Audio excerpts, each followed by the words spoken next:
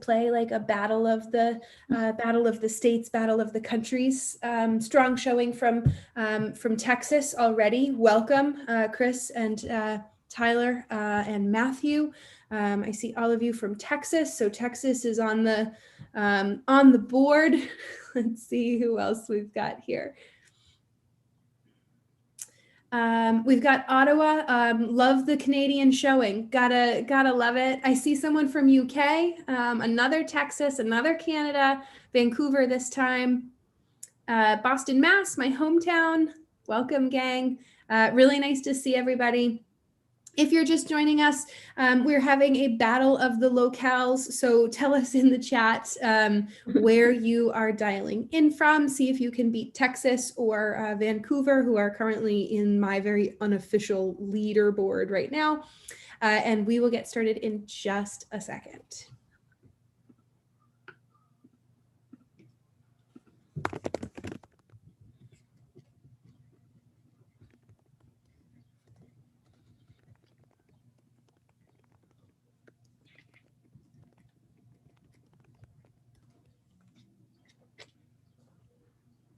Let's see. All right.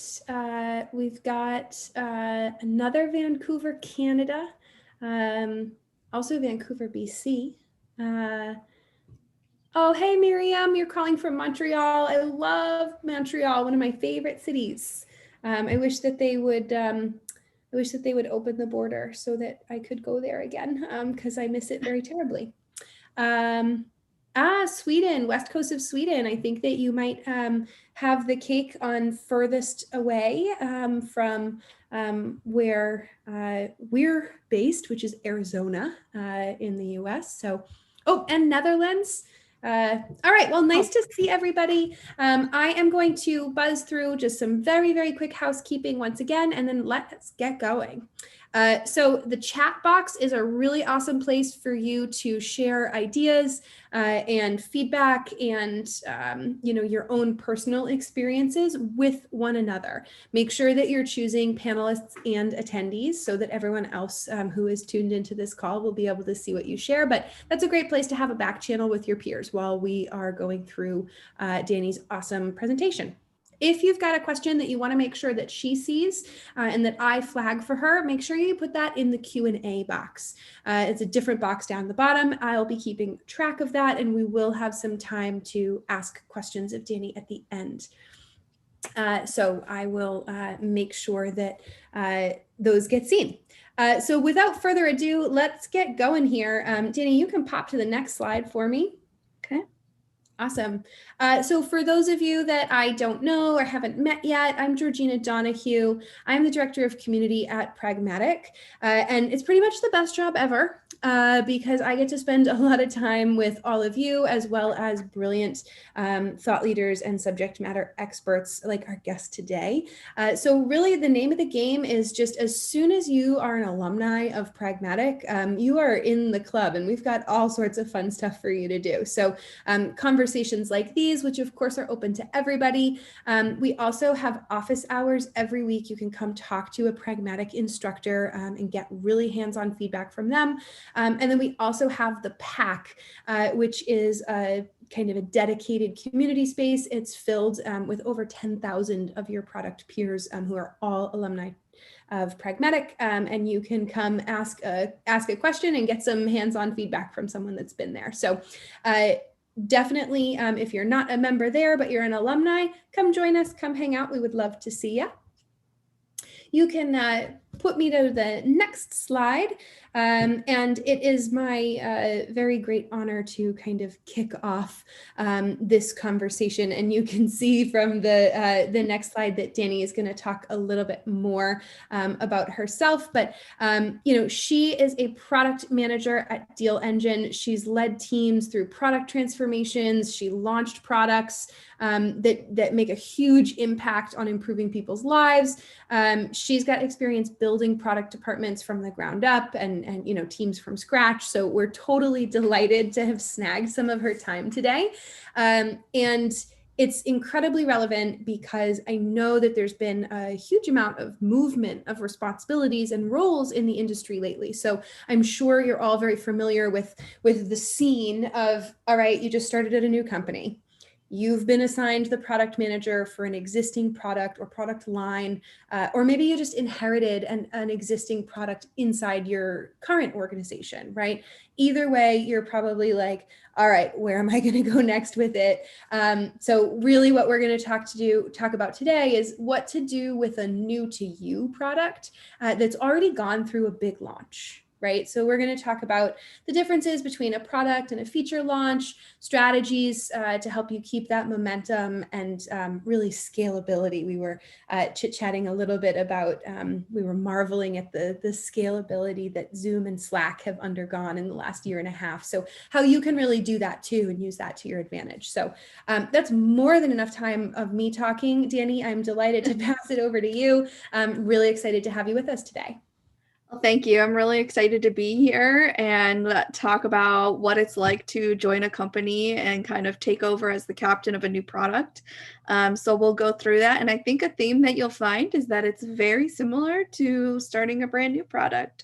So the good news is that there's not a whole ton of difference in terms of which path you're taking. But before we do that, Georgina talked a little bit about who I am, but you're probably wondering a little bit more about me and how I got to be here.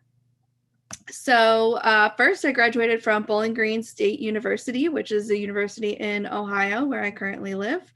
I graduated from there and have been in the tech industry ever since, mostly as a product manager, a little bit as a business analyst. I'm currently the treasurer of the Cleveland chapter of Get With It. Get With It is an organization that works to get more women in technology. We currently have 4 chapters in Ohio and 1 in Pittsburgh. And we are, 3 chapters in Ohio and 1 in Pittsburgh. Sometimes Pittsburgh gets classified as Ohio a little bit. People from Pittsburgh won't like to hear that, but that's okay. So we seek to get more women in technology. We have conferences every year. The Cleveland chapter is having a conference this year at Case Western Reserve University in October. Head over to our website at getwithit.org to find out more information about events near you. We host a lot of virtual events also, so we welcome everyone from all over the world, even if you're in the Netherlands or Sweden, as we have some here. So yeah, I'm really proud to be a part of that organization and flex my activism skills and get more women into the technology space. I'm also consulting right now for a company called Deal Engine. As we mentioned, Deal Engine is a startup that uses data and machine learning really to provide an opportunity for all founders to succeed, especially those who are underrepresented.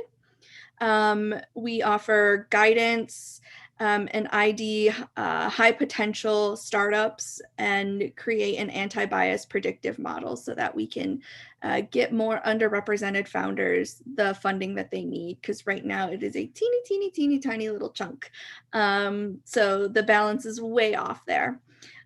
We actually are looking to onboard a few startups for our next beta cohort. So if you're interested, head over to dealengine.ai. We offer free coaching, tools, and you can help shape our product for the future. This is our second beta round. So head over to dealengine.ai/beta. And if you're interested, apply, and then you'll be contacted by somebody from Deal Engine, and hopefully we can help you out. We've had some successful companies go through our first cohort, so we're pretty excited to get this next one started as well. I am also a mama to this crazy boy right here. He turned 6 years old yesterday, which is unbelievable to me still. But in my free time, we often are playing outside. We live really close to Cedar Point, which is an amusement park in Ohio. So that has been his latest obsession. So if you're in Ohio in the Cedar Point area, hit me up because I'm probably there every day. We can hang. So just him and my husband and I at home. So we love our little tripod. We hang out all the time. In addition to that, I did mention a couple of times that I live in an area that some may consider not to be very great if you're the city of New York. However, the city of Cleveland is much better than a gloomy day in New York, even on a sunny or a gloomy day. I love New York. I hope I don't get a lot of hate for this. I do love New York, but Cleveland is an amazing city. And if you ever have the opportunity, I encourage you to visit. We have a great food scene, great sports, and we're on a great lake, quite literally. So that is a little bit about me and who I am. And we can go ahead and then get started. So today we'll just talk about back to the basics, product discovery, really the foundation of what we're going to build no matter what track you're on, if you're launching a new product or if you are taking the helm of an existing product. There's product discovery is the foundation of where you decide to take the ship. We'll talk about the differences between what a full product launch is and a single feature launch. So whether you're launching that brand new one or you're launching a single feature, a new feature, and kind of taking an existing product further down, we will talk about that. Some strategies to just keep the momentum and ensure lasting success. So whether you are coming in to take over as captain or you're starting a new one, either way, you still want to keep the momentum and keep going and keep people interested in your product. So we'll talk about ways to do that. And we'll identify some ways to streamline that process also.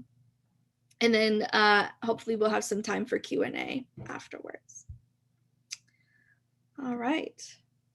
So back to the basics, product discovery. The base of product discovery is talking to your customers, to your users. You cannot understand what you need to build until you hear from them, because what you're ultimately building is something for those people. And so Pragmatic has this saying called Nihito. They didn't pay me to put this in here. I actually do use it. And it stands for nothing interesting happens in the office. So it means get out of the office, get out of your chair and go meet your customers where they are, meet your users where they are. So if you are building something for retail, head on out into the stores. If you are building something for accountants, go sit with an accountant for a day, especially during tax season, right? Making sure you're getting out there into your users' world so that you can understand everything that's happening around them, inside and outside of your product. I think that's something that gets overlooked a lot, is that we put on these blinders of we are product managers for this product, and so we want to figure out how to make this product better. So let's focus on what our users think and feel about our product. But we also want to take a step back and look at what's happening outside their product. We want to look at, if there's somebody that works at a desk, we want to know what's all over their desk. Do they have a bunch of stuff everywhere that they need help with? An example that I like to use is at a company I worked for, we were making software for insurance brokers. And we were thinking about, okay, the software, the different process for insurance, what do we do? We went and visited an office, and the insurance broker had paper all over her desk. It was everywhere and it was chaos, right? And you don't see that if you're just thinking, if you're doing a video call or if you're thinking about what they're doing when they're using your product. But the opportunity may exist outside of software. So what we found is, okay, there's all this paper everywhere. We need to find a way to digitize things, make it easier to get this information that's in this paper into the software itself. So those were opportunities that we might not have realized had we not actually gone to the office and seen what it was like inside and outside the software. So I just mentioned surveys, interviews, support tickets.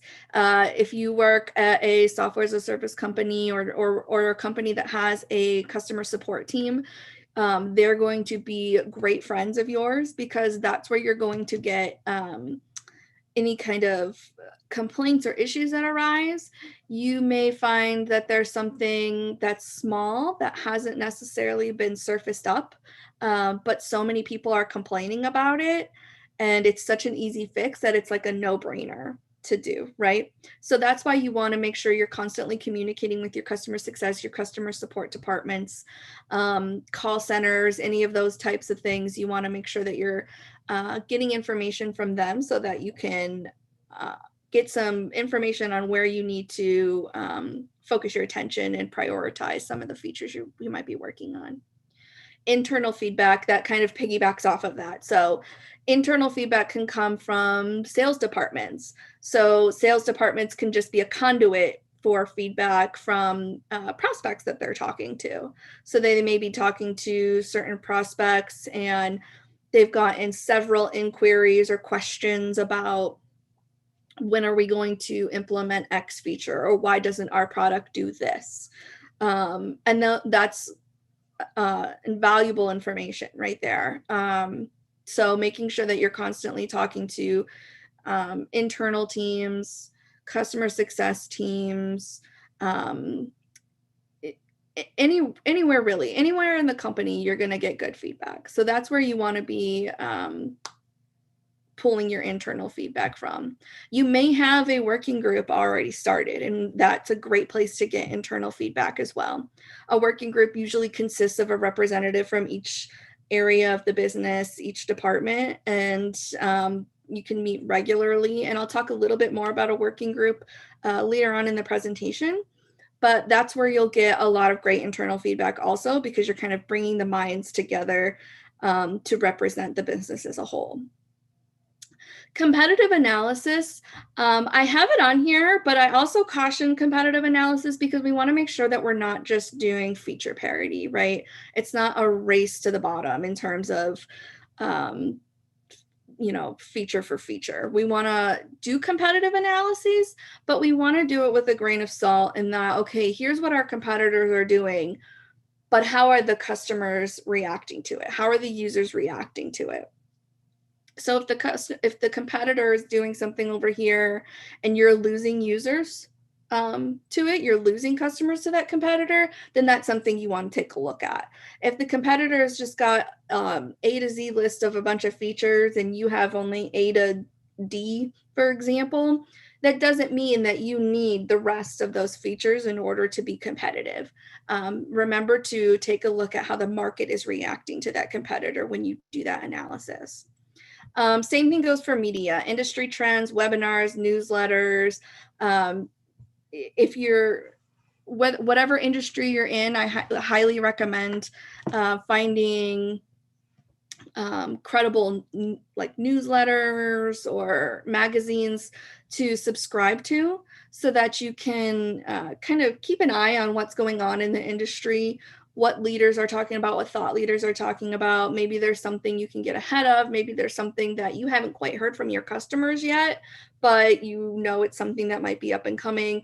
There could be compliance or legal things coming up if you work in that type of industry. So for example, I used to work at Macy's and I worked in the point of sale system. And so there were a lot of, as you can imagine, taking people's credit cards and money. There's a lot of regulatory and compliance that we have to make sure we check all of those boxes. And so keeping an ear to that side of the house, make sure that we stay on par with those and that something doesn't come in at the last second and derail our roadmap. And so those are the kinds of things that you want to keep an eye on in the media. Going a little bit deeper, when you do talk to your users, I always say put your therapist hat on. And so when you ask a user to describe their day, always, ask them, okay, well, tell me more. How does it make you feel? And that's where the empathy comes in. So I've done a talk on this before, like just strictly on empathy. So I can go on for days on this topic, but having empathy as a product manager is one of the greatest skills that you can have. You want to make sure that you are getting inside of your users' heads that you're able to understand how they're feeling when they're using your product, how they're feeling, like I mentioned before, when they're not using your product. So there's a great survey that Superhuman has done for a product market fit. And one of the questions they ask is, how would you feel if you could no longer use our product? And that's where you kind of get an idea of somebody would be very disappointed if they would no longer be able to use our product, or they wouldn't. And if they would be very disappointed, that indicates more of a product market fit. If they would not be disappointed if they can no longer use your product, something is amiss and you need to take a look at that, right? That's where we're indicating a little bit of not exactly meeting your user's needs. And so when I talk about empathy, what I really mean is getting inside your user's head and understanding what their thought process is and how they're feeling as they're using your product. And if they're going through your product and they are frustrated, or it's taking forever, or they dread using your product, for example, let me think of a good example that would not cause controversy, actually. If you want to do your taxes, right? Doing taxes is not everybody's cup of tea. But me personally, when I use TurboTax, I don't mind doing it because TurboTax is easy, it's conversational, and this is not an ad. I don't work for TurboTax. TurboTax did not pay me. But it's something that takes an arduous task of doing your taxes and makes it easy. And that's where TurboTax has really succeeded and found that product market fit, is because they understand what it's like to be a person doing your taxes, at least in America. I know we have some international folks here, but at least in America, they understand what it's like to go through filing your taxes. And so being able to take something like that and understanding that thought process and getting into the person's head, and then knowing the conversational tone that they take through the product, that's really where they succeeded in creating something that doesn't spark joy necessarily. I won't call it that, because nobody likes doing their taxes. If you do like doing your taxes, please DM me so you can do my taxes, because I hate it. So again, just understanding how people feel, taking something that is awful and creating something kind of not awful about it. Maybe you have something that's a really fun product. Maybe you're product manager for Candy Crush, which is awesome. Then you're creating something that people do for fun, and you're understanding how to engage users and engage your customers throughout. And again, just understanding how people feel when they're using your product and when they're not. So this last point, paying attention to parts of their job outside of the technology. So I mentioned before the desk with all the papers and the frustration there. So that's where there's something that may indicate a solution that you can put inside of your product to help make that person's job easier. Having empathy is going to reduce the risk of pivot also, because you're understanding what the problems are and where the opportunities are before you build any kind of solution. So you're not taking a solution and then trying to backfill it with a problem. It's a little bit more difficult to do that. So finding the solution first will allow you to prioritize and go in a direction that will reduce pivot and allow you to move more quickly and creating value for your users. Okay. So talking about the differences between a product launch and a feature launch. So now that we understand product discovery, looking back on that product discovery, a lot of it's the same whether you're building a new product or adding on to an existing one. So you'll notice this list is pretty short. It's not a big list of here's where the huge differences are, because there's not a ton. When you talk about product launch, this is a new product. It's not being used. You're establishing a brand in the market. You're establishing maybe even a company. It could be a new product within a company. It could be a brand new company. You're building revenue. You're adding a new revenue channel, or you're building revenue from the ground up. A feature launch, you're taking a piece of an already existing product with existing users and you're putting it out into the world. So you're boosting engagement, or you're re-engaging people. You're increasing your revenue with an existing product line. So again, not huge differences here in the list, because the activities that we'll talk about in the coming slides here are going to be very similar no matter what. The biggest difference is with a product launch versus a feature launch. A product launch is probably going to have more like marketing, more collateral, depending on the type of product, the type of company, than a feature launch would. It's a little bit of a bigger deal. But essentially, the activities you'll go through, the process is all going to be generally the same. So a good example that I like to use is Instagram. So the product launch is Instagram. Instagram is the product, but Instagram Stories is a new feature.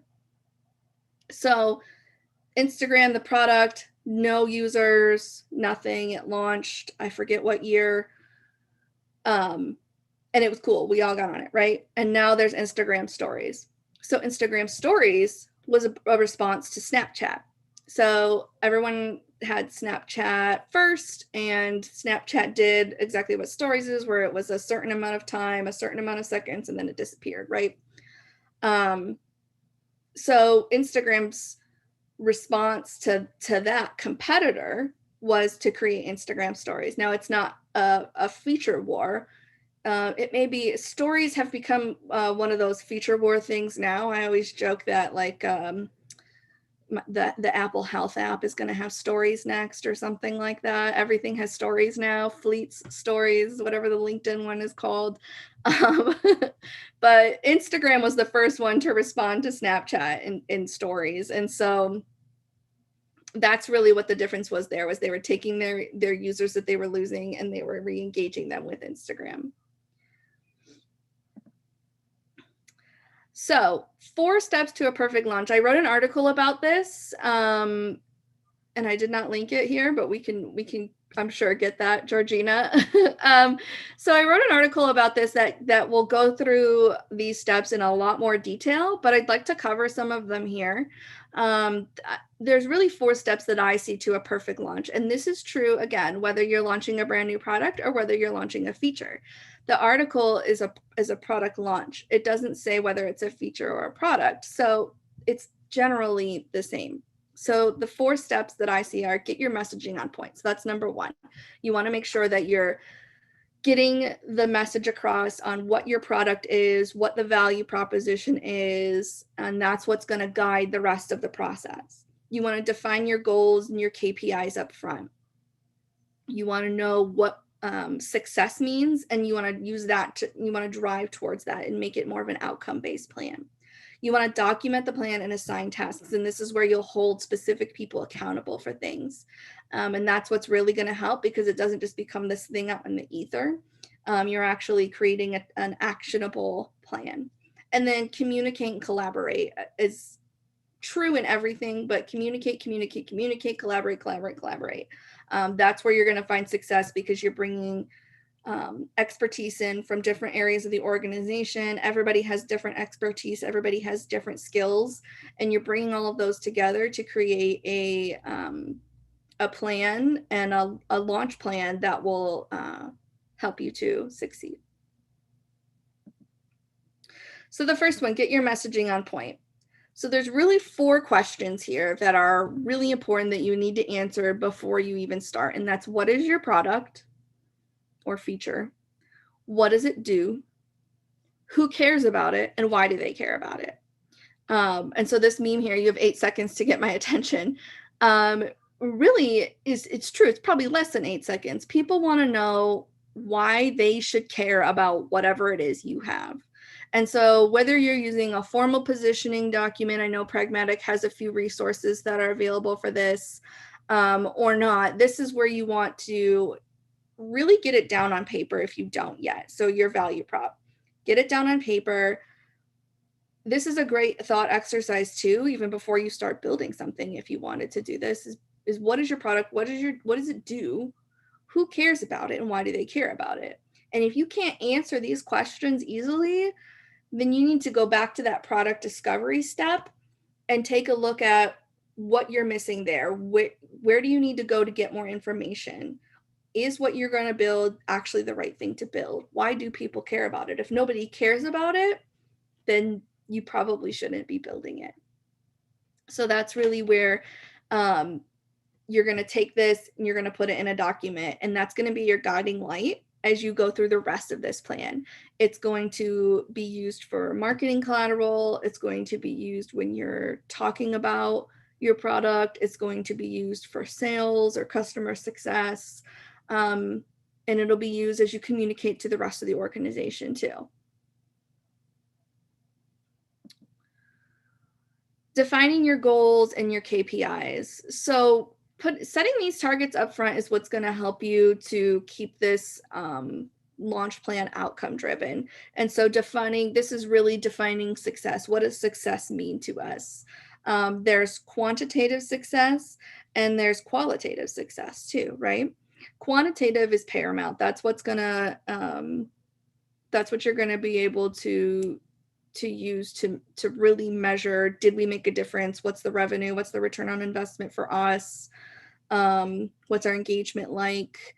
KPIs are different across the industry. It depends on your product, it depends on your company, your users. There are so many different variables, but setting those targets and being specific about it is what's going to help. And that's what's going to help drive you and keep you outcome focused. So creating a formal working group, this is what I mentioned before. So typically the working groups that I've had in a model like a software as a service company is you have your product manager, somebody from sales, customer success, customer support, development, operations, marketing, any other departments that may be applicable to your company. What your goal is with the working group is bringing together a group of people that represent the entire company. So not saying that they're going to have a final say or represent what the company decides. It's really just a representative from each area of the company to come together and collaborate. And so what you'll collaborate on is a specific plan. You'll collaborate on what you think the KPI should be, what those specific targets should be. You might collaborate on what the messaging is, and just work together to get things done. And so this third step, document, plan, and assign tasks. So this is where you're assigning action items and deliverables to specific people for the product launch plan. And this is where you're going to hold people accountable and responsible to get through the plan and get things done. So for this one, I say task story mapping. So a lot of you are probably familiar with story mapping, and that's where we literally take Post-its and just slap them all on the wall, right? You can probably see my wall here. It's got a bunch of Post-its. I'm the Post-it queen here. What I like to do is the same kind of activity and thought exercise with a launch plan.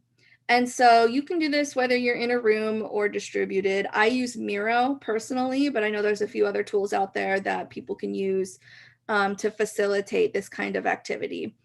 And what you'll do is you'll get together in your working group and you'll start to write out tasks that you think need to be done. So for example, if I'm marketing, what I'm going to write is,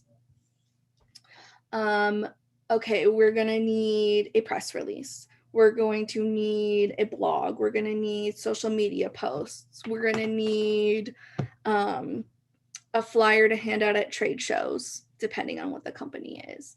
And the same thing will be true for customer success, sales. Sales might write things like, I need a sandbox environment because I need to be able to show this when I'm doing a demo to customers. Or customer supports might say, I need like an FAQ document to be out there on the help page, because that'll reduce the number of calls that come into the call center or the number of emails or chats that we get. And so what you'll do is you'll take that and you'll put it all on your literal or virtual whiteboard, and you will then group those tasks together depending on which category they belong to. So marketing, sales, operations, development has some stuff in this too, right? Because they got to actually build the thing, and they got to make sure that the system is ready, ensure system readiness, pilot readiness. If you have customer success, you may need help identifying pilot customers depending on the size of the feature. Or if you're doing any kind of A/B testing, you have some user experience folks involved. Whatever it is, you're gonna do the same activity you do for story mapping, and you're going to put all of that up, and then you're going to group things together, and then from there you'll actually assign owners. And so you have your 6 post-its for sales, and you say, okay, who's getting each of these tasks? And then you're going to assign a target delivery date. People get nervous about dates, myself included. I never like to assign hard dates for things, because what tends to end up happening is things get rushed at the end, or we move too fast to try to meet a date, and then the quality lacks. So set dates because you want to keep people focused, but be a little bit flexible too, knowing, offer yourself some grace and some buffer. I'm having trouble hearing you. Siri apparently thought that I was talking to it. I'm going to just take my watch off. Sorry about that. So offer yourself some grace and some buffer room. Add some buffer in there so that you have a little bit of wiggle in case something does get delayed. And so from there, you'll actually then take it to the next step, which is communicate and collaborate. So this is where you'll take that working group, you'll meet regularly, and you'll work on your tasks together. And so maybe I, as a product manager, trying to define some KPIs, but I'd like to meet with sales to understand what their forecasts are for the next quarter, so that I can have a better idea of the targets that I want to set, or that are more realistic. And so working together, collaborating, and don't be afraid to switch it up. So if I get assigned a task and I'm having trouble with it, or I end up with too much on my plate, somebody else can take it over. Or if we had, okay, we're going to do a press release on this feature, and then we decide, maybe it doesn't necessarily warrant a press release. Maybe it's not that huge, right? Cross it off the list, or vice versa. So if you're doing something and you say, wow, this is actually really cool, we should probably do a press release because I think it's going to get more attention if it gets out there into the hands of the media. Great, let's write a press release. And it can happen after launch too. If you launch a product and you say, oh, we're getting a lot of really great feedback on this, it's becoming really popular, let's do a press release, or let's do a blog post on this, or let's circle back and email some customers that already exist, or email some former prospects and see if we can re-engage them.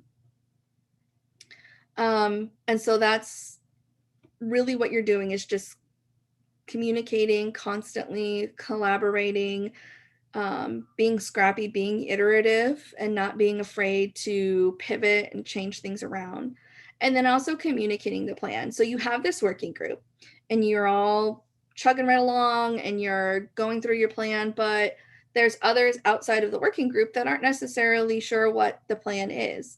And so this is the step where you want to also communicate to the rest of the organization what the plan is. And so this can happen depending on what type of company you work for. It could be a town hall, it can be an all hands meeting, it can be a formal presentation, it could be something you have to present to the executive board first. It differs depending where you are. And so that's where you'll communicate, hey, this is what we're doing, this is what we're up to, here's what the plan is, we're really excited. And you may even want to get other members of the company in on it. So maybe it's something that you created a blog post or you're having a launch party or some kind of event for, and you want everybody to hype it up and share it on their social. So this is where you want to take that step to involve other people if you want to. So you've done that. You've got all of your launch plans done. You have put it all out there. You've released it and launched it out into the market. And so what do? Right? You've put it out there into the world, and now what? Now, what you want to do is you want to monitor KPIs as they come in. So this is if you're doing something where it's going to be used right away and frequently, then you can monitor those KPIs as they come in, especially if it's something like an engagement or a sign up or something like that. I launched a product a couple of years ago where it was kind of transactional based. And so once we launched the product, we were able to kind of sit there and almost watch it like watching a TV, right? Like watching transactions come in. And it was pretty exciting to see. But if you're not able to do that, communicating with your team members, with the organization, making sure you have an ear over to sales if it's applicable, an ear to customer support, being available when people need you, monitoring the media or anything like that, depending on what your product is, just really kind of having an ear out to the world to hear any rumblings of the product. And it's communicate, not communicate-y, because I can't type. And then the last thing you want to do, which a lot of people forget about, is celebrate. Whether you're launching a brand new product, a feature, whatever it is, you want to stop and take time to celebrate. Yes, we want to keep moving. Yes, we want to move on to the next thing. We want to be the first to do everything. We want to move quickly and create value, but we also want to celebrate and know that let our teams know that they're valued. And so what I like to do is, either take it's a little bit difficult to do this today, but take the team out for drinks or bring in donuts or something like that. A little bit harder to do that nowadays, but you get the idea. Maybe if you're a distributed team, sending everybody a DoorDash gift card or something, depending on what's in the budget, or giving everybody a shout out, just making sure people know that they're appreciated. Another thing I like to do a couple weeks or so after, depending on what the right cadence is for the feature or product, is bring the KPIs back to the team. And I like to do that just in a stand-up. So if I'm in stand-up, I'll bring some news back and say, hey, that feature we released 3 weeks ago has 73% engagement, or the NPS is 82%. People really love this thing that you guys built. We're seeing a lot of traction with it. We're getting a lot of great feedback. I always like to continuously bring that to my development teams, because the more user, customer, market contacts that a team has, the easier it is to make decisions and the more connected that they feel to a product. And so I always like to kind of bring it full circle and come back around and say, hey, this thing that we built and that you guys helped create is really loved in the market. So yeah, don't be afraid to take time to celebrate. It should always be done. So that was a ton of information. Let's just do a quick recap. And this is really the basic points. So discover with empathy. Listen to your users, understand how they feel, get in their heads, inside and outside of your product. Follow the plan. So create the plan and follow it. So creating that actionable plan. I'm a to-do list person. If it's not on my to-do list, it's not getting done. And I find great joy in literally taking a pen and crossing things off of a list. Yes, Georgina, yes. I am a huge fan of that. I get great satisfaction and feel so accomplished when I can just cross a line through something. So having that plan will help keep the focus of the team, will help drive you to a successful launch, will help hold people accountable with actionable things and delivery dates. And communicate often, communicate. Always be transparent, make sure that you're available when people need you, communicate any changes that occur, and make sure everyone's always up to speed, and celebrate. When you put something out there, when you build it and you put something out there into the world, it is something to be celebrated, no matter how small you may think that it is, because you are making a difference in your product, in your users' journeys, and in your company, and in your career. So it's always something to celebrate. So don't be afraid to do that. That's it. So I love meeting people. I love mentoring people. I love connecting with people. So here's some of my contact information. You will find me a little bit more active on Twitter than LinkedIn. So if you scan that QR code there, it should take you to my Twitter page. Follow me, DM me, whatever. That's 2 underscores, Dani __K, because there is an imposter Dani _K out there somewhere. If you're on this call, I want my handle, DM me. But if you scan the QR code, that should take you right to my page also. Or if you're Jon Snow, you can send a raven or yourself. I love it. I love it. We've got some questions for you. So we are going to pepper some questions your way. For folks, now is the time to pop your questions in there. And as we are going through some of these questions, we are going to tee up a quick poll for you just about the setup of the webinar itself. So if you could complete our poll for you, for us and for you, because we use it to make our webinars better, that would be great. And in the meantime, I am going to put Dani in the hot seat. Oh boy. A quick question that might have a long answer. Where would you rank surveys in your customer engagement process? Like how important are those to you? So it really depends on the product and the company, the size of your user base particularly.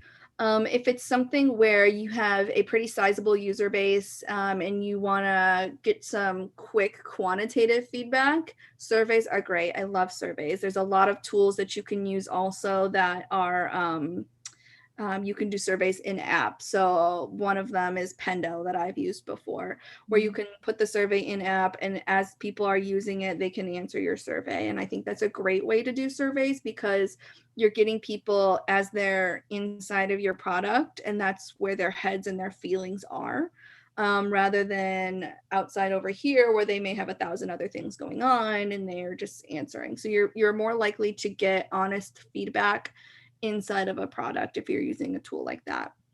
I do think, again, depending on what it is, surveys are a great tool. I don't know necessarily where I would rank them. I think that getting user feedback, like talking to users, is the most important. But surveys are a great way to be able to quantify feedback, because you're asking the same question of several different people. And if it's a multiple choice survey rather than just like an open text field, that's where you're going to be able to quantify things a little bit easier. So I do like surveys for that. So I do think surveys are up there. I do. Awesome. This one is like kind of related, but might be different because you might use surveys to find this out. But what do you think the best way is to figure out how your market reacts to a competitor's features? That's right? a really we're not racing to the bottom. We're not going to compete on features, but you got to know, right? Like Oh yeah, if you're Instagram, you need to know how Snapchat, how people are responding to Snapchat kind of exactly, deal. exactly. Yes. That's where talking to people is going to be the most effective. And one of the things that I actually learned at Pragmatic, didn't learn it, but was really driven home at Pragmatic marketing training was, yes, you have your customer base and you can talk to them, but you should also be talking to people who are not your customers. Mm-hmm. So I think it's like a 80-20 or something like that. I forget the actual percentage. But you should be talking to prospects also. You should be talking to your competitors' customers. You should be talking to customers or users who don't use you or your competitor, potentials. And that's where you'll be able to find that information. You can also glean some stuff from media, social media, industry trends, that kind of stuff. But talking to people is where you're going to be able to get the most feedback about competitors. And you want to make sure you ask specific questions. You don't necessarily have to name your competitors. But in the example of Instagram and Snapchat, asking questions about the ability to post something and have it disappear within X seconds or whatever. That's just off the top of my head, but you get the point. Yep, absolutely makes sense. All right, so the next question I have for you is one that I am sure we've all experienced in this space, and looking for your kind of advice about how to navigate it and what's worked for you. How do you filter out internal functional perspectives? So, without a doubt, you've got all your internal partners and colleagues, sales, marketing, support, engineering, et cetera, everybody. They've got really valuable insights, but each are coming from their own perspective. So how do you make sure that you're really following the market and not just kind of being pushed in the tide of kind of internal stuff? And of course, this is the heart of Nihito, right? Like nothing Yes. important happens in the office. You got to get out of it. But what are your tactics for kind of filtering out the value from the extra stuff that might come to you from internal folks? Yes, and this is something that I know a lot of people struggle with also, because if the CEO comes by and says, hey, I need you to put this feature in and move it to the top of your priority list, it's a little difficult to be like, well, no. So you have to really know how to balance that type of direction with your market's feedback. And so that's where it's about, what I've done in the past is it's really about education. So saying, okay, that's a really great idea. Where did you get that idea? Or let's ask the market about it. So if it's something, if the CEO says, hey, Instagram, I think you should do stories. We need to do stories. Everybody's doing stories. Let's do stories. Or I guess not Instagram, because Instagram was the first one to do it. If you're LinkedIn says, hey, we need to do stories. So you say, okay, well, instead of just doing it, let's do a little bit more research. So it's taking that feedback. It's again taking it with a grain of salt. So you're taking the feedback and you're documenting it, and then you're going out and you're building on it. So digging deeper into that specific request or that feature idea, whatever it is, just doing more and more research and providing more evidence that it is something that would be profitable, valuable, a good return on investment for the company, and being able to prove it. If you can't prove it, it's a little bit harder of a sell. Yep, totally makes sense. All right, I think we have time for one more question. So this is the last one. If you are taking over a product that is troubled, that it kind of has a history to it, what advice do you have for getting others to see the changes in direction are really needed, right? So how do you get internal stakeholders to change their direction? Yeah, that's a tough one. I've been part of a couple products like this in the past where it's not necessarily seen as a priority, right? It's sort of the problem child. And so what I've done and what I've found to be successful is getting out there, talking to users, and getting evidence. The more concrete evidence that you can provide that says, this is why we need to take this direction, and this is why we need to prioritize it, the easier it is to sell. So if you have something where there's a feature that you want to build, but maybe leadership doesn't see it as something that's going to be valuable, or they have other priorities going on, they don't want to dedicate the time or resources or budget to it, this is where you can be out, you can talk to users, you can understand their need for it, get as much quantitative data as you can, because if you're talking to somebody like leadership, executive leadership, this is where you need to know your audience. So things like numbers resonate with them, right? Dollar signs. And so you need to understand, or you need to be able to communicate how valuable from a dollar amount standpoint something would be to a company, to your company. And that's where you can try to turn that direction around, is get testimonials, quantify feedback, engagement. If you can do experiments in the market, like without doing code or having to get resources, awesome, go ahead and do it. It's a little bit more difficult to do that, especially for a product that's more established and probably has an older code base if it's been neglected for a while.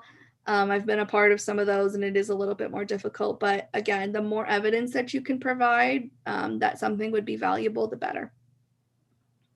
Awesome. Really, really great advice. And lots of appreciation in the chat for you for all the really practical, usable insights. So thank you very much for sharing that. For folks who want to continue this conversation, if you're an alum, come join us in the community. We are going to continue to chat about these. I see a bunch of questions here that I know we didn't get a time to answer. I promise you that we can answer them in the pack though. So if you want to come join us and hang out with a bunch of other Pragmatic alum, I put the link to that in the chat for you. And of course, if you haven't scanned that QR code already, do it quick. Dani's an awesome person to hang out with. Of course, she's an alum, so you can hang out with her in our community, or you can hang out with her on Twitter, which is her preferred place to shoot the breeze. So thank you so much for your time. Really, really Thank you for having me. All right, guys, I will chat with you next time. We are going to be back here in about 2 weeks talking to Mike Mace. So join us and I will see